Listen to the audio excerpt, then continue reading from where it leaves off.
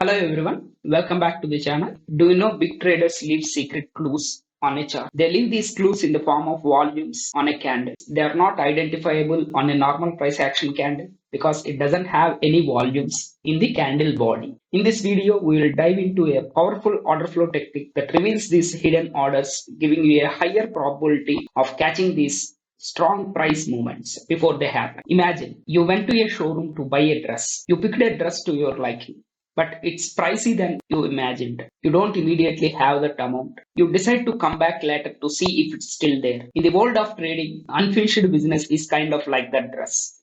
The price of something might reach a certain level, but then it backs off without really going up or down much.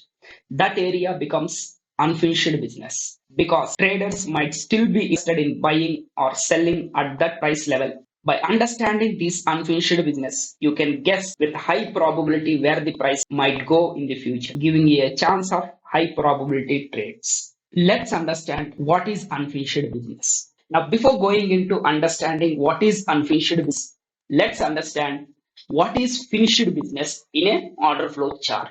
As the price is going up, the prices should not leave any kind of traders or big orders at the lower levels. If it leaves some big orders, we call it as unfinished business. If it doesn't leave much business at the lower levels or big orders, we call it as finished business. So look at this.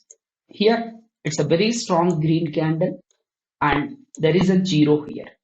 This we call it as finished business. This we call it as unfinished business.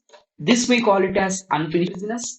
But when you compare from 629 to 65, this is less number. So there is a good possibility this will attract the prices more powerful than this one.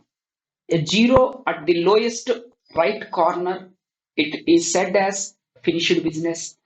If this zero is there on the left top corner, we call it as finished business.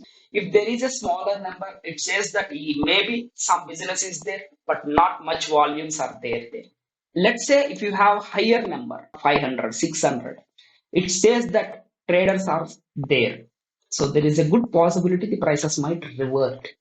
So here look at it, 2.7K. Never ever we don't ignore these higher numbers.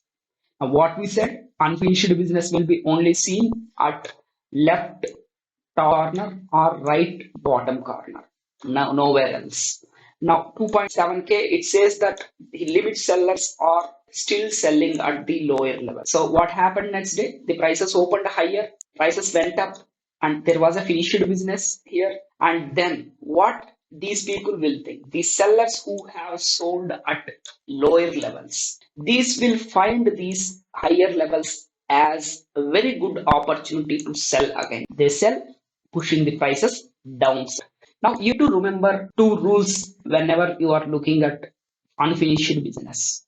Higher the number, likelihood of prices reversing to that area is high. Second rule, that more number of unfinished business in a area, the probability of prices revisiting that area will increase. So you have multiple unfinished business. Though these are lesser numbers compared to 2.7 or whatever, but there are more number of unfinished businesses here. So this says that the probability of prices reverting back to that area is high. One more example where unfinished business can be very really helpful. So look at this example here. There is a strong number 4.3K, which is a never ever you should ignore this. The prices came down and then there is a 376. So compare it to this 4.3K, 376 is a small number. Next day, immediately the prices opened at the unfinished business area. Now, at the same time, when you want to differentiate between unfinished business and finished business, try to differentiate this unfinished business into three categories. Like you have anything less than 500. So I'm taking Nifty as example. So here anything less than 500 as one category, anything 500 to 1000 as second category, and 1000 to 2000 or above as that category. So the third category has highest probability of revisiting those areas, and the second category, yes, they act as very good price magnets, and the first category less probability because the number is less. Now, if you have lesser than 100, you ignore them. This is with unfinished business, guys. Let me know in the comments if you would like to see more order flow breakdowns. Thanks for joining me today, and I'll see you in the next video. Till then, happy trading. Stay tuned for more.